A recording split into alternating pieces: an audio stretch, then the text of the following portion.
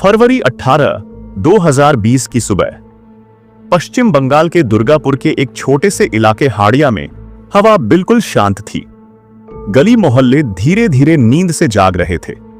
पास ही एक नहर बह रही थी जिसकी सतह पर उगते सूरज की हल्की सुनहरी रोशनी पड़ रही थी।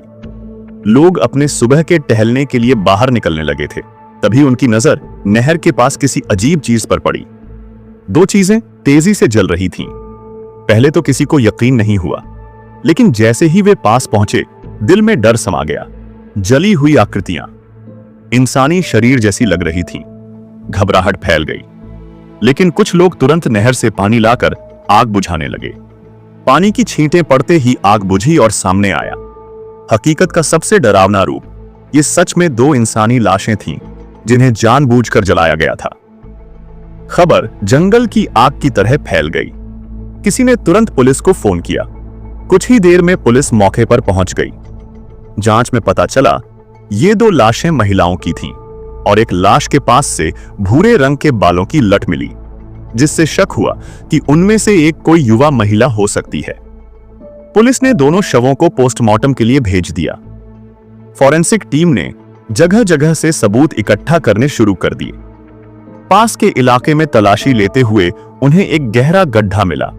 इससे शक पक्का हो गया। कातिल पहले इन लाशों को दफनाना चाहता था, लेकिन किसी वजह से उसने प्लान बदल दिया और जलाकर फरार हो गया।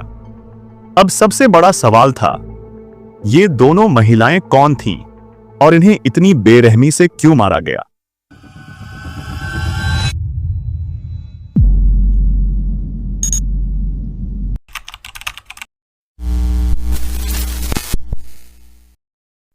पुलिस ने आसपास के सभी थानों में चेक किया कि कोई मिसिंग रिपोर्ट तो नहीं आई, लेकिन कोई सुराग नहीं मिला। 18 फरवरी को लाशें मिलने के बाद 20 और 21 फरवरी को पुलिस ने अपनी ऑफिशियल फेसबुक पेज पर यह केस पब्लिक किया। पोस्टमार्टम रिपोर्ट आई। दोनों मृतक महिलाएं थीं। एक की उम्र लगभग 22 साल, दूसरी की 38 से 40 साल के बीच। 21 फरवरी को पुलिस की पोस्ट देखने के अगले दिन 22 फरवरी को एक फोन आया। कॉल करने वाले शख्स ने बताया कि उसकी फेसबुक पर दो महिला दोस्त थीं, जो कुछ समय से सोशल मीडिया पर एक्टिव नहीं थीं और कहीं नजर भी नहीं आ रही थीं। उसने उनके फेसबुक आईडी पुलिस को दी, रामादे और रियाद। जांच में सामने आया कि ये दोनों सिर्फ सोशल मीडिया पर कनेक्ट नहीं थीं, बल्कि मां बेटी थीं। रामादे मां और रियादे उसकी बेटी। दोनों का घर पश्चिम बंगाल के न्यू बराकपुर इलाके में था।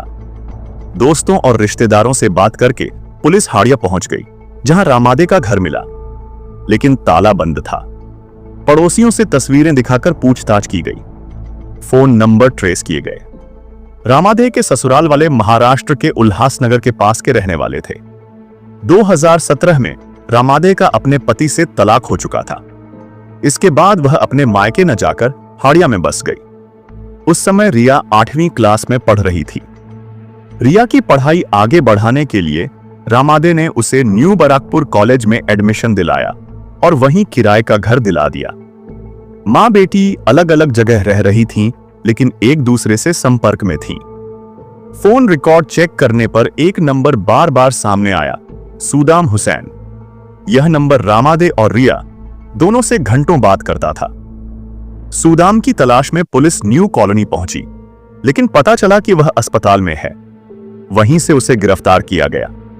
सुदाम ने पहले हत्या से इनकार किया, लेकिन लोकेशन और कॉल रिकॉर्ड दिखाने पर वह टूट गया। उसने कबूल किया, मैंने रामादे और रिया को मारा क्योंकि मैं रिया से शादी नहीं करना चाहता था। मैं पहले से शादीशुदा था। सुदाम की कहानी 2017 से 18 से शुरू होती है, जब रामादे ने फेसबुक पर उससे दोस्ती की।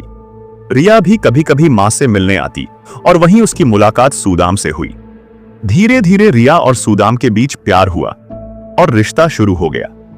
लेकिन सुदाम रिया के साथ साथ उसकी मां रामादे से भी संबंध रखता था। दोनों को एक दूसरे के रिश्ते के बारे में पता नहीं था। रिया और सुदाम साथ रहने लगे। फिर सच्चाई सामने आई। रामादे ने कहा, तुम रिया से शादी करो, लेकिन मेरा रिश्ता भी जारी रहेगा। 3 साल तक यह अजीब रिश्ता चलता रहा, लेकिन एक दिन रिया को पता चला कि सूदाम पहले से शादीशुदा है और बच्चे भी हैं। मां बेटी ने मिलकर सूदाम को ब्लैकमेल करना शुरू किया, शादी करो वरना पुलिस केस करेंगे।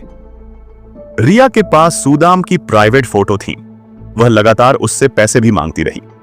सूदाम ने दोस्तों से कहा, ये दोनों मेरी जिंदगी बर्बाद कर रही हैं। 17 फरवरी 2020 सूदाम ने दोनों को अपने घर बुलाया, ड्रिंक पार्टी रखी। रिया ने शराब नहीं पी, लेकिन चावल खाया जिसमें सूदाम ने नशीला पदार्थ मिला दिया था। बेहोश होने के बाद सूदाम और उसका दोस्त मंजूर आलम मलिक ने मां बेटी को प्लास्टिक बैग में डालकर नहर के पास ले गए। पहले गड्ढा खोदने की कोशिश की, लेकिन समय कम था तो पेट्रोल डालकर आग लगा दी। लेकिन हैरान कर देने वाली बात यह थी कि जलाने से पहले दोनों जिंदा थीं, सिर्फ बेहोश। आग में जलाकर दोनों को मौत के घाट उतारा गया। रिया की डायरी से पता चला वह और सूदाम कानूनी तौर पर पति पत्नी थे, यानी शादी हो चुकी थी, लेकिन रिश्ते में शक, धोखा और अविश्वास इतना था कि मामला हत्या तक पहुंच गया। 23 फरवरी को सूदाम और 27 फरवरी को मंजूर गिरफ्तार हो गए। मामला कोर्ट में है, फैसला अभी बाकी है। मेरी राय में इस कहानी में कोई भी पूरी तरह मासूम नहीं था। यह रिश्ता प्यार से ज्यादा लालच और वासना पर टिका था, और इसका अंत बेहद खौफनाक हुआ। तो दोस्तों, इस केस के बारे में आपकी क्या राय है? कमेंट में जरूर बताएं। इस वीडियो को लाइक और शेयर करें और हमारे चैनल को सब्सक्राइब करके बेल आइकन ऑन कर लें। अगले वीडियो में फिर मिलते हैं। धन्यवाद।